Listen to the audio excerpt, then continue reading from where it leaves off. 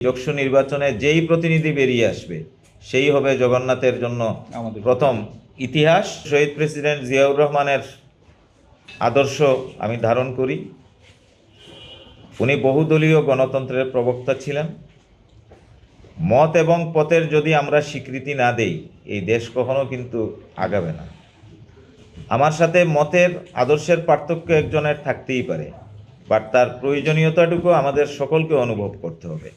5ই আগস্টের পট পরিবর্তনের পরে এই বিশ্ববিদ্যালয়ে আমি এবং আমার সাথে যারা সহযোদ্ধা, আমার সাথে যারা বিগত 15-16 বছর এক কাতারে কাজ করেছেন, ইভেন সর্বশেষ আমার joint secretary professor doctor Belal, আমরা যেভাবে সম্মিলিতভাবে এই বিশ্ববিদ্যালয়টির জন্য কাজ করি, আমাদের মধ্যে তো বিন্দুমাত্র একটি বিষয় নিয়েও কোনো মতপার্থক্য বা কোনো কথা কাটাকাটি অথবা এই নিয়ে কোনো ধরনের বিরোধ কখনো পরিলক্ষিত হয়নি।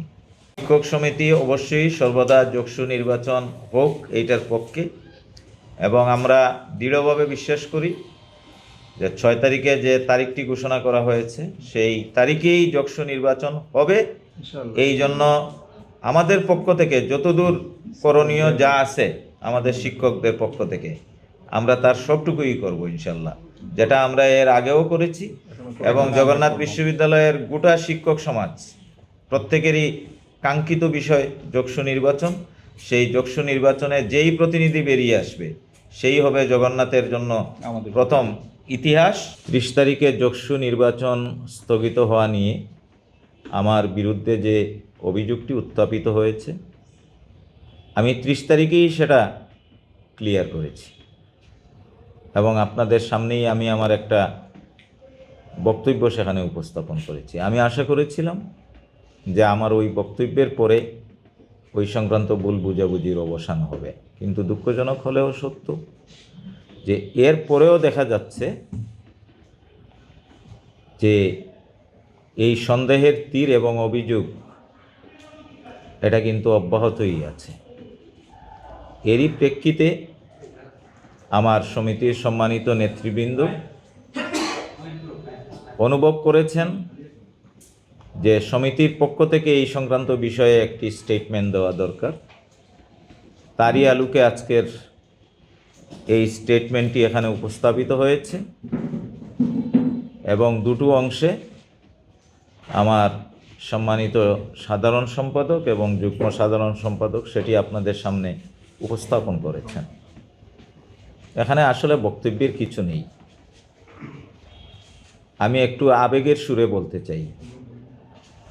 জগন্নাথ যদি আমাদের পরিবার হয়, তো সেই পরিবারের আপনারা আমরা তো সবাই সদস্য। তো সেই পরিবারের কাউকে যদি জুলুম করা হয়, সেই জুলুমকে যদি আমরা রুখতে না পারি, তাহলে আমাদের এই পরিবার, আমরা কি জালিম পরিবার? এই জগন্নাথকে যদি এগিয়ে নিতে হয়, আমি বিশ্বাস করি আমাদের শিক্ষক শিক্ষার্থী সকলের ঐক্যবদ্ধ প্রয়াসের কোনো বিকল্প নেই। আমার স্পষ্ট বক্তব্য, 2008-এ আমি এখানে যোগদান করেছি। এর পূর্বে আমি কুষ্টিয়া ইসলামী বিশ্ববিদ্যালয়ের ছাত্র এবং শিক্ষক ছিলাম। সেখানেও আমি সমিতির দায়িত্বে ছিলাম, বিভিন্ন দায়িত্বে ছিলাম, হলের প্রভোস্ট ছিলাম, প্রক্টর ছিলাম, প্রশাসনিক অনেক দায়িত্ব পালন করে এসেছি। কনস্পিরেসি যেটা আমি সেদিনও বলেছি, ওইটা কিন্তু আমার ডিকশনারিতে নেই। আমি কখনো কোনো গোপন ষড়যন্ত্র অথবা উদ্দেশ্য প্রণোদিত কোনো টার্গেট হাসিল করার সংস্কৃতিতে বিশ্বাস করি না। আমি যা করি, আমি অন্তরে যা বিশ্বাস করি তাই করি। আমি আজকে আবারও আপনাদের সামনে, যেহেতু আপনারা সমাজের দর্পণ, আমি আমার অবস্থান ক্লিয়ার করতে চাই। যক্ষু নির্বাচন হোক, এটা যেমন আমাদের শিক্ষার্থীদের প্রাণের দাবি, শিক্ষার্থীদের প্রাণের এই দাবির সাথে প্রথম দিন থেকেই আমি কিন্তু একাত্ম ছিলাম এবং সেই যক্ষু আলোর মুখ দেখুক। আমার মনে হয় যে এই ক্যাম্পাসে যারা সবচেয়ে এই ব্যাপারে সরব ছিলেন, আমি কখনোই পিছপা ছিলাম না। যকসুর নীতিমালা কত দ্রুত বাস্তবায়ন করে নিয়ে আসা যায়, এখানে সাক্ষী আছেন অধ্যাপক ডক্টর বেলাল, আমার কমিটির সদস্য ছিলেন। আমরা মিনিমাম 5 দিন ইউজিসিতে গিয়েছি। বিশ্ববিদ্যালয় থেকে আমাদের একটি টাকাও প্রদান করা হয়নি, আমরা নিজ খরচে সেটি করেছি। মন্ত্রণালয়ে গিয়েছি, একাধিকবার গিয়েছি, সকাল থেকে সন্ধ্যা পর্যন্ত কারেকশন করেছি, তারপরেও আমরা কিন্তু পিছপা হইনি। আমাদের সবসময় একটি মানসিকতা ছিল যে আমাদের কারণে যেন একটি মিনিটও যকসু নির্বাচনের জন্য পিছিয়ে না যায়। তো আমরা যারাই এই আন্তরিক প্রচেষ্টাটুকু দেখালাম,